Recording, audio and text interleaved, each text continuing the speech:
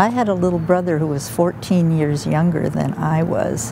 My mother was crippled, and so that was my first experience in childcare, and I loved it. And I loved school, and I think, I don't know, from very early on I wanted to be a teacher. And so I got a degree in education in Iowa and was able to teach any subject except mathematics. But we moved to California for my husband's job. Then I started teaching here at the church. I taught art in a parochial school and at the Y. And I just learned that I had enough teaching in my life that I really didn't need to get a credential.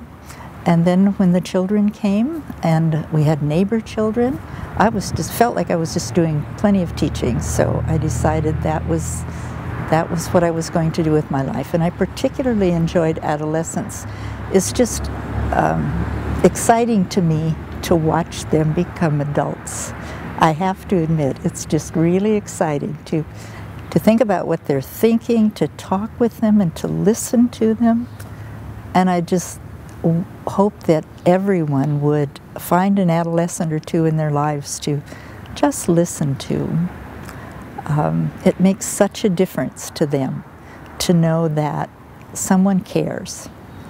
One of our foster daughters said she began doing better in school because someone finally cared, and she did very, very, very well.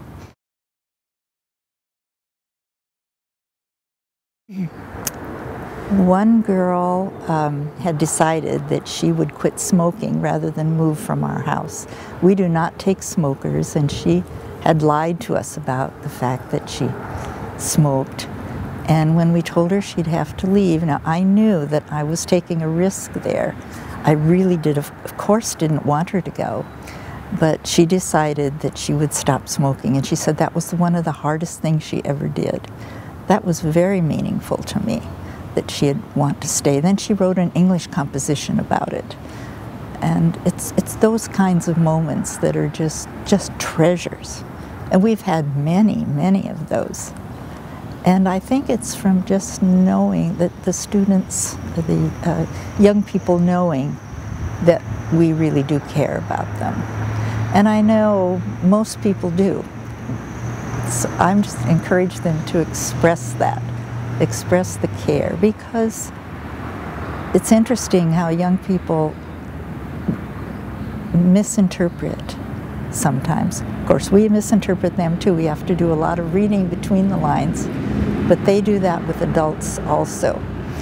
And so we need to be very clear about caring about them. And of course, I do believe that it's each generation's job to instruct and bring up and love the next generation and help them to be the best people they possibly can.